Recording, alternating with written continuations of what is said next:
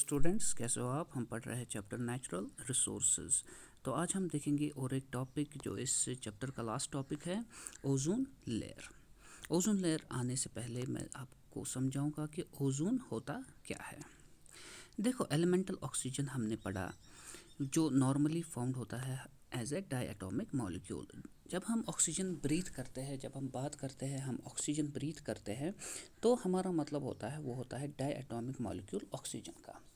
अब ये diatomic molecule होता क्या है? इसमें दो एटम्स होते हैं।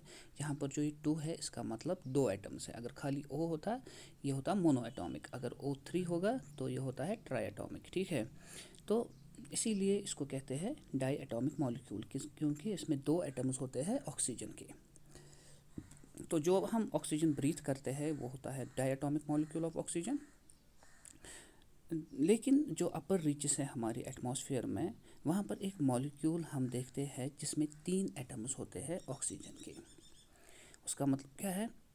O3। तो इसका मतलब है कि इसकी फॉर्मूला होगी O3 और इसे हम कहते हैं ओजोन। ठीक है, यानी कि O3 या ओजोन। तो अनलाइक नॉर्मल डायटोमिक मॉलिक्यूल जो हमारे पास होता है, जो हम ब्रीथ करते हैं, जो लोअर एटमॉस्फेयर में होता है, वो हम ब्रीथ आसानी से करते हैं, उससे हमें कोई फ़र्क नहीं पड़ता है।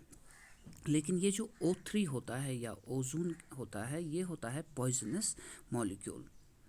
और ये जो ओजोन होता है ये स्टेबल नहीं है अर्थ सरफेस पे, यानी कि अर्थ सरफेस पे जहाँ हम रहते हैं वहाँ खाली ऑक्सीजन मॉलिक्यूल या डायटोमिक मॉलिक्यूल ऑफ ऑक्सीजन पाया जाता है। लेकिन ये जो O3 होता है, ये होता है एटमॉस्फेयर के अपर लेयर में, यानी कि नीचे वाली लेयर में स्टेबल नहीं होता, ये यहाँ रह नहीं पाता है ये O3 मॉलिक्यूल। तो इसीलिए हम सेफ़ हैं, क्योंकि अगर ये नीचे होता तो यहाँ पर लाइफ पॉसिबल नहीं होती, क्योंकि ये जो ओजोन होता है ये होता है पॉइजनस। मगर ये ओजोन किस लिए होता है? अब किसी न किसी वजह से तो होगा ही।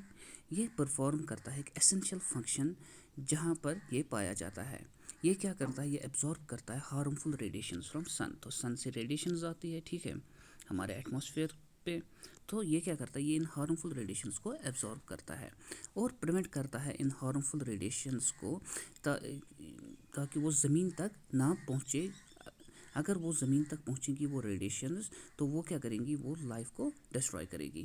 ये अर्थ है, ठीक है, ये मानो ये अर्थ है अंदर से, ये मानो ओजोन लेयर है, और ये सन है। तो ये रेडिएशंस आती है, लेकिन ये क्या करता है? ये इन रेडिएशंस को एब्जॉर्व करता है, जो ये हार्मफुल रेडिएशंस होती है, और उस वजह से हम ये रेडिएशंस यहाँ पर हमारे तक नहीं पहुँचती है। लेकिन कुछ रिसेंटली डिस्कवर हुआ कि ओजोन लेयर जो है वो डिप्लीट हो रही है, यानी कि उसमें कमी आ रही है। Various man made compounds like CFCs, carbon compounds having both fluorine and chlorine. ठीक है, तो ये CFC का मतलब होता है क्लोरोफ्लोरोकार्बन्स।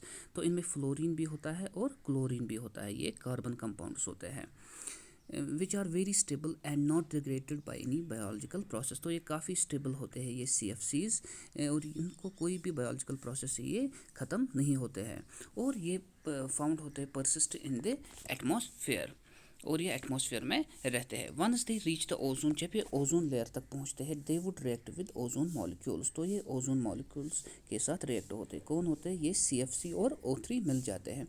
तो उस वजह से क्या हो जाता है? This resulted in reduction of ozone layer. तो ओजोन लेयर अगर इतनी मोटी थी तो उसकी जो थिकनेस है वो कम होती जाती है। This resulted in reduction of ozone layer, और उसकी वजह से क्या हुआ? Recently they have discovered a hole in ozone layer above Antarctica. तो यहाँ पर ये एंटार्क्टिका है, यहाँ पर आप देखोगे ये होल है जो ये मैजेंटा कलर जैसा है। तो देखो ये यहाँ छोटा छोटा होल है, यहाँ बढ़ रहा है, ठीक है भाई, 5-5 साल के बाद आप देख रहे हो कितना बढ़ रहा है ये होल। तो it is difficult to imagine the consequences for life on earth if the ozone layer dwindles further. अब अगर ये ओजोन लेयर फर्दर ये बढ़ रही है, फर्दर इंक्रीज़ हो रही है, इसका जो ये होल है ये अगर फर्दर ख़त्म हो रहा है ये ओजोन, तो इसकी वजह से क्या होगा? काफ़ी प्रॉब्लम्स होंगी अर्थ पे।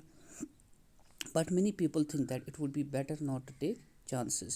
These people advocate working towards stopping all further damage to ozone layer. तो अब लोग क्या कह रहे हैं? लोग कह रहे हैं कि हमें ये क्लोरोफ्लोरोकार्बन्स कम इस्तेमाल करने चाहिए, ठीक है, और हमें वर्क करना चाहिए इसके लिए कि ओजोन लेयर फर्दर डिप्लीट ना हो। तो ये चैप्टर इसी के साथ कंप्लीट होता है। इंशाल्लाह कल से हम एक्सरसाइज स्टार्ट करेंगे।